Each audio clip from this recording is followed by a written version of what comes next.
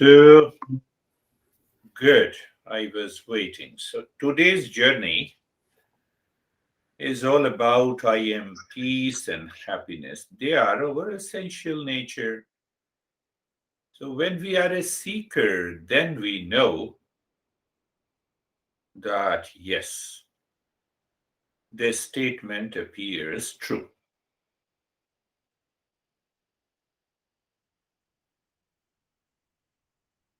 It's very natural. We continue to repeat pleasures, but do not see what we have lost in our life. Pleasure is always with objects of the senses. Any pleasure demands time and the space and lot of effort. And with that effort, what happens? What happens that it drains our energy. It kills a lot of time. And another point in the pleasure is that it is a short-term happiness. But the mind is constantly seeking permanent happiness. So one master says, and especially this master says, that for every person who claims to enjoy pleasures, they normally suffer inside. It's a silent suffering.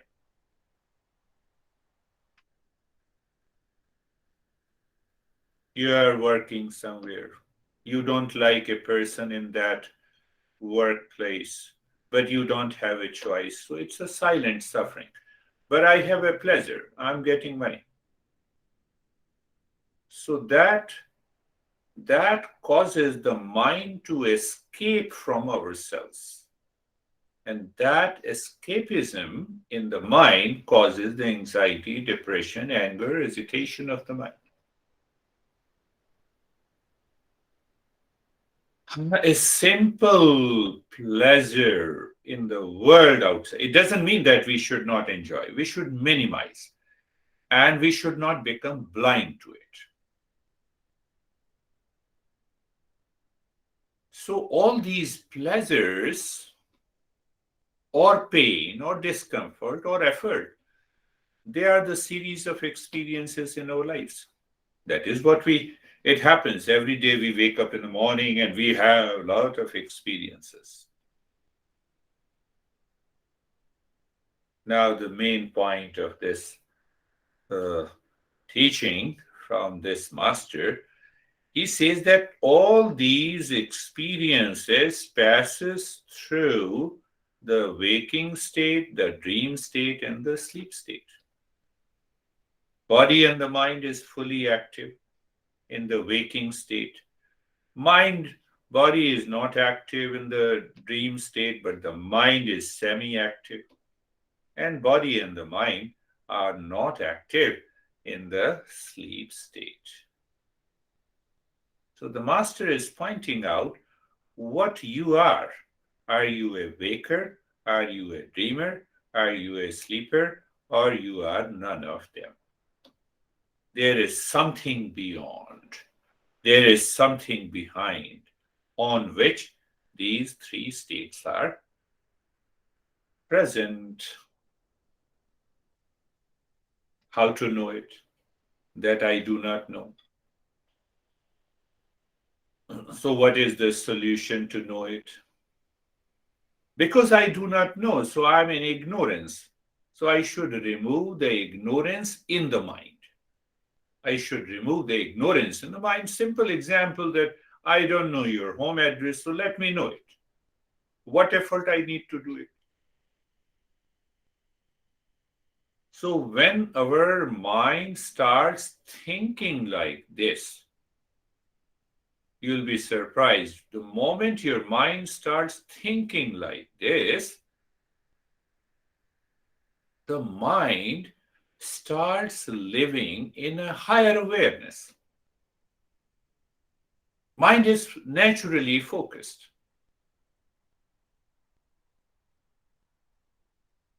I'm deviating a little bit in today's session so that we are prepared inside to live into that awareness. So, one thing is clear that it is the knowledge, we don't need the practice. So, once I know it, I put the knowledge and understanding in the mind, I'm there. I know who am I. Now there comes the journey that how to get this knowledge by reading the books. Book is not alive. Our contents of the mind are different because of different experiences. So the teacher personalizes the teaching depending on the state of the mind. So the knowledge from the book, definitely the teacher is teaching from the knowledge from the book, but he personalizes. And that is what we say, the master in a disciple tradition. Second thing, the problem comes with that state of awareness that mind is not ready because it has many wrong notions, impurities, hesitation.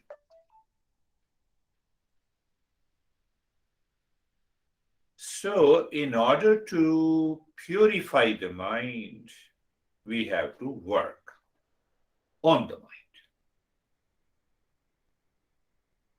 mind. The Gita says, one of the greatest texts, says that knowledge, this knowledge of real self is an open secret, but it unfolds only to a person who is a seeker. So let us understand that who is a seeker from the point of view of all our thoughts and activities that we are doing. What is our first goal? The first goal is obviously making an effort or act to earn the wealth,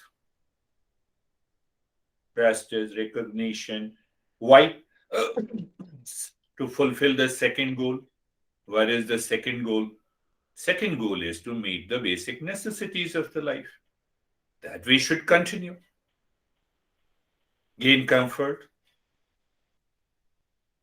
and also enjoy the pleasures. The two goals. Now here the master says that these two goals, my effort, my karma, my action in the world, plus the enjoyment and meeting the basic needs and the pleasures in day-to-day life, there need to be a check of ethics, check of duties and responsibilities. That is our third goal. That I should not drive. I should not drive above the speed on the highway. That is one example. A simple example, I should pay the taxes wherever I'm living. But at the same time, I should be aware how I'm living in a family, in relationship. That is also comes under this. There should be a balance and the check. So these are the three goals that everyone follows, more or less. Now the master says there you have to introduce the fourth goal in the mind. And that fourth goal is freedom from the suffering and awakening to permanent peace and happiness. If the fourth goal is not present in the mind, then we are attending this session. Okay, I know that you talk about the permanent peace and happiness, but the mind should live into that. The mind should think about this. Mind should contemplate and reflect on that. So if the mind is not reflecting, what will happen? Every session you enjoy, but the behavior and the attitude will not change. Fourth goal. Now, as a seeker, do I feel the necessity to have the fourth goal? Do I feel the need for it? Do I feel the need for freedom from the suffering? There is another saying that eat, drink, and be merry. Eat, drink, and be merry has to do with the first three goals. Is there anything about that? Because all the three goals we meet as a waker. In sleep state, we don't know. In dream state, we just play with the thoughts. So where is that real self? So there is one way, the fourth goal, I want to awaken to my real self. So the moment awakening takes place, there is a peace and happiness, love and wisdom. And now I use that love and wisdom, peace and happiness in order to fulfill my other three goals. What will happen? You live in meditation 24 by 7. You live in meditation 24 by 7. That is, so that need in the mind, desire in the mind for the fourth goal is required to be a seeker. So in Mondays and Thursdays sessions, so we go in a different route. Now you have to do this practice, you have to do that practice. Here it says that does the fourth goal live in your mind? When the fourth goal lives in your mind in the form of a thought, speech, and action, then this mind raises its level of awareness. Honey said you something, withdraw yourself. Then you live at a higher level of awareness. The mind is crazy after some pleasure. Can I minimize this pleasure? I have repeated this. I know the effect of it. So you raise your awareness. Like this, there are hundreds of activities that we can drop easily to avoid the pleasure and the pain. A non-seeker continues to think and make effort to remove unhappiness in the mind. So here comes the main point. Where is that? A non-seeker always think to make effort to remove unhappiness by seeking something in the world outside. Through an object, through a person. Non-seeker wants happiness by object, people, thing, as if happiness is present outside in the object. It is just a point of understanding. That is why that person marries to be happy, divorced to be happy, remains single to be happy. One example. So what is happening? That awareness should be present in the mind. What is happening in the mind of a non-seeker? That he is not removing unhappiness that is present in the mind. So the object, person, the world becomes the goal of his or her life to get happiness, which is not possible. When the means becomes the goal, then we always suffer.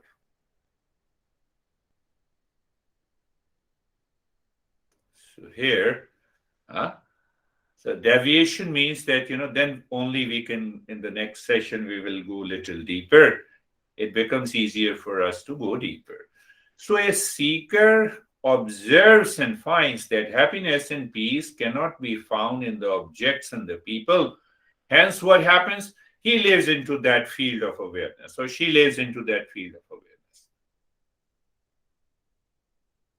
A seeker knows fear, insecurities, anxiety, agitation are located in the mind within, caused by ignorance, not caused by anyone in the world outside. No, it is because of my ignorance in the mind. That is why I feel agitated, I feel fearful, I have insecurity. So, because I have a fourth goal in my mind, so what happens is, a seeker, I can filter out everything that cannot lead me to permanent peace and happiness. Then what is left? Who am I? And that is the journey. And that I is different from waking state, sleep state, dream state.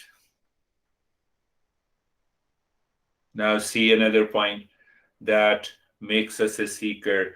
The mind should not find a proxy. The moment the mind finds a proxy to get permanent peace and happiness, you are gone. You lose that awareness. You cannot live into that awareness. Then it cannot be a non-practice. No, I don't have money, so money will buy me happiness.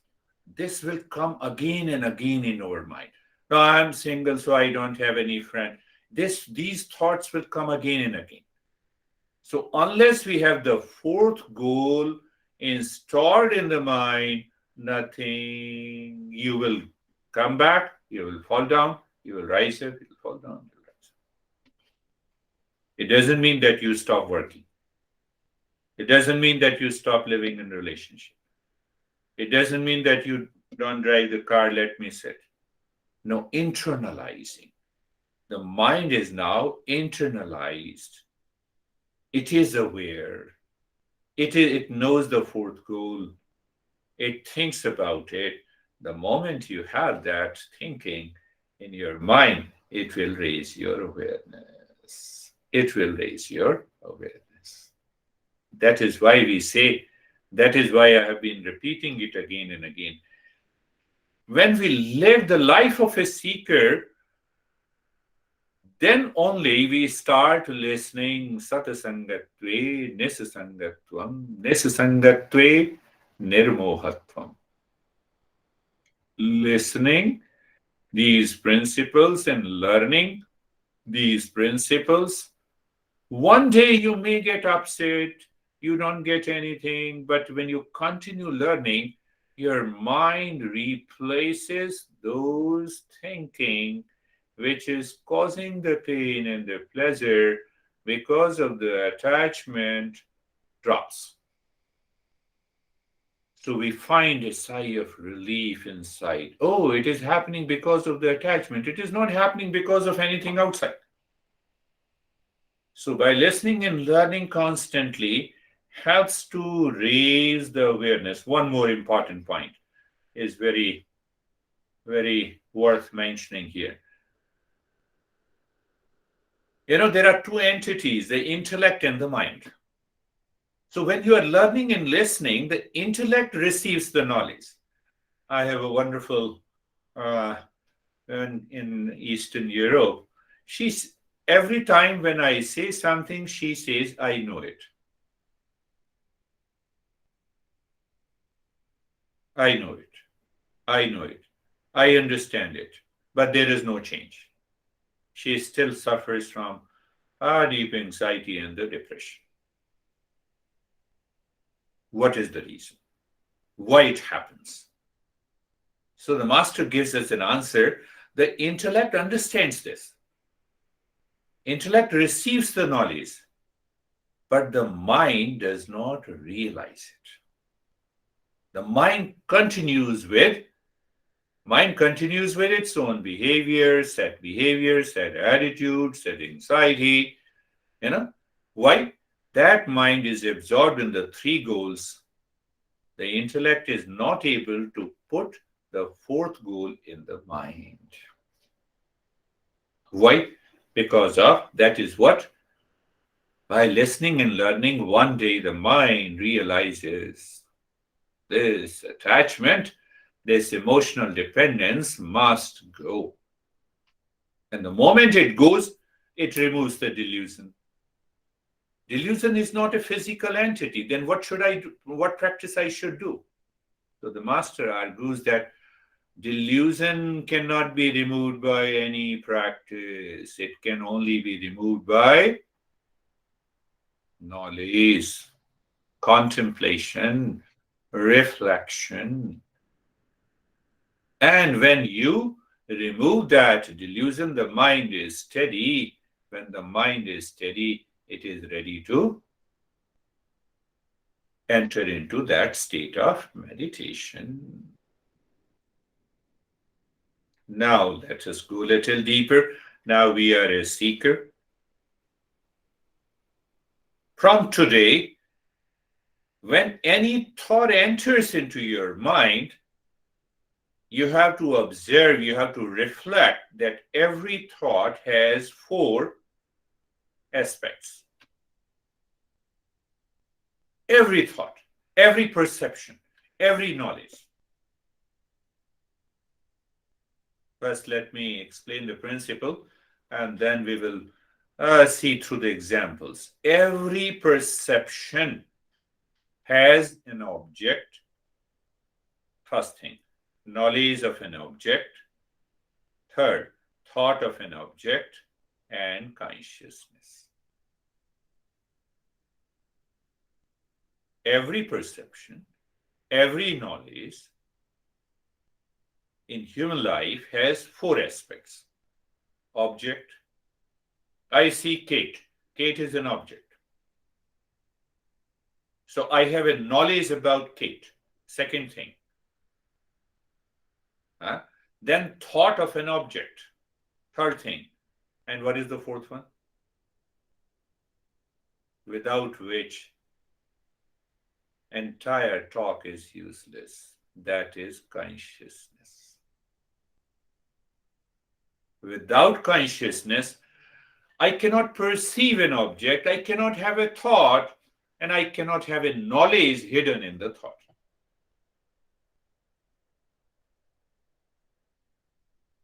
What happens in ignorance?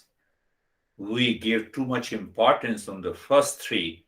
We lose sight of what is the most important, that is consciousness.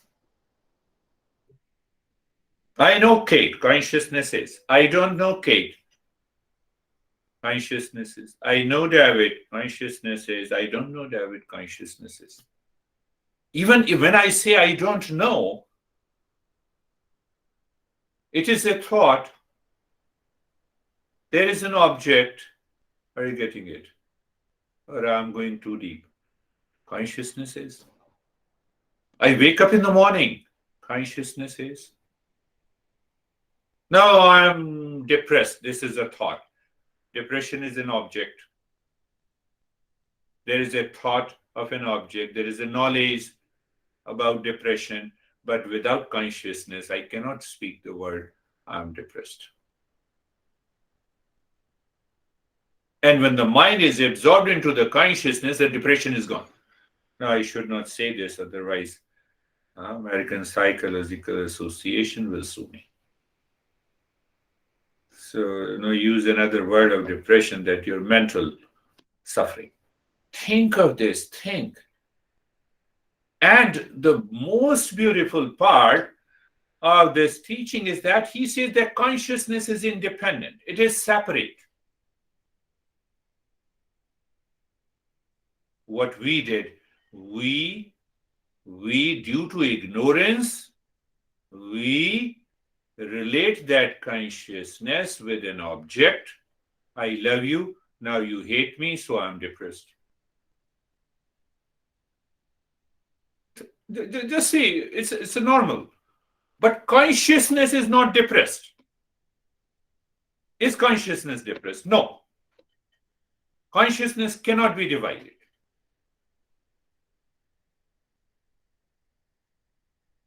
So we have to separate this consciousness. So next week we will see that what is this consciousness?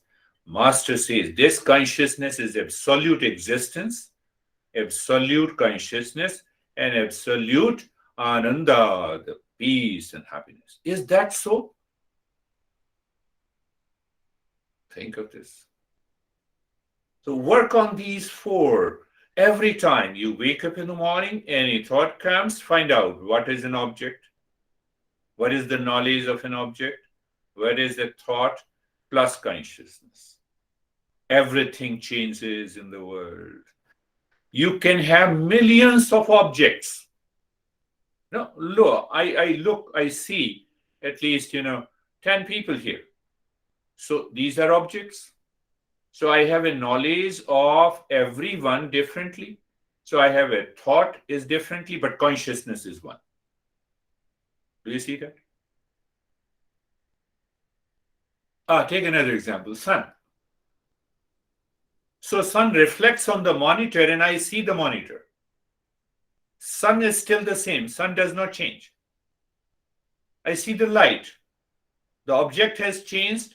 The knowledge about the object has changed. The thought of an object has changed. Sun is same. Light is the same.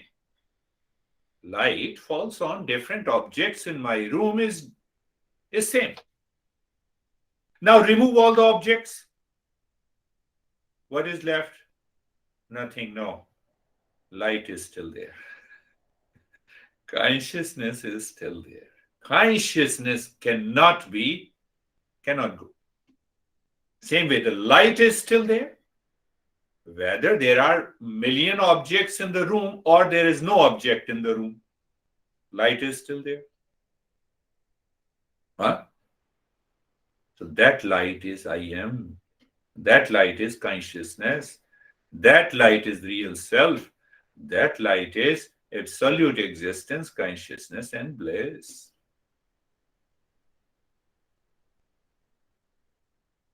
Very good. One more point that needs to be understood. The mind runs after what is spatial in day-to-day life.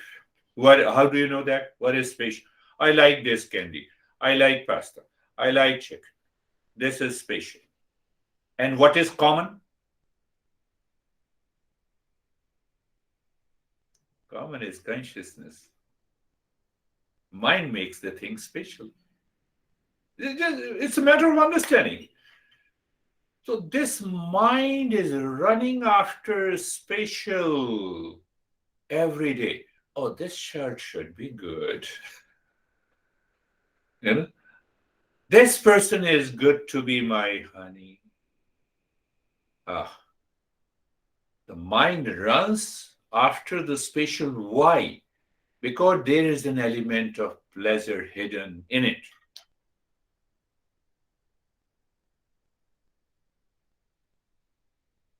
What is the common denominator in every perception, in every knowledge? Common denominator, common factor is consciousness. Remove the consciousness and then tell me what is the shirt that you like the most. Remove the consciousness. Tell me who is your honey. Think of this. Remove the consciousness. What car you own?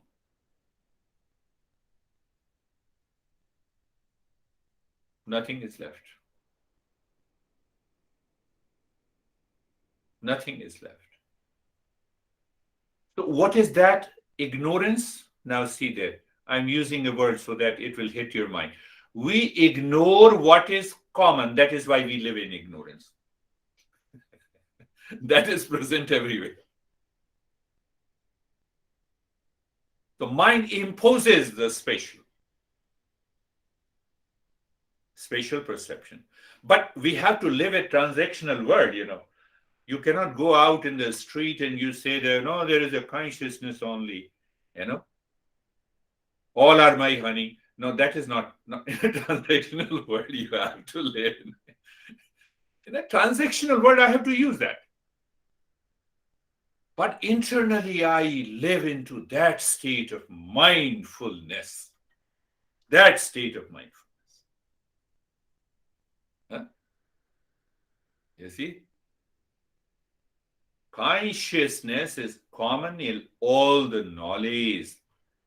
Thoughts are many, so they are spatial. Objects are many, so they are spatial. The spatial knowledge in a thought about the object and the thought not about the consciousness, not about who am I. Did you get it? It demands a constant contemplation and reflection. And then what happens? You go to the store, you see, oh, this shirt is good, you buy it. But internally, you know, who am I? This shirt is for this body. I am not the body. Why? Body is absent in a sleep state, but I still exist. You getting? You know what we say sometimes? Something ringing in your mind, ringing in your ear. Is it ringing in your ear? So that is the beauty of this journey from the teaching of this master. So let us see, go into the non-practice and see whether we can be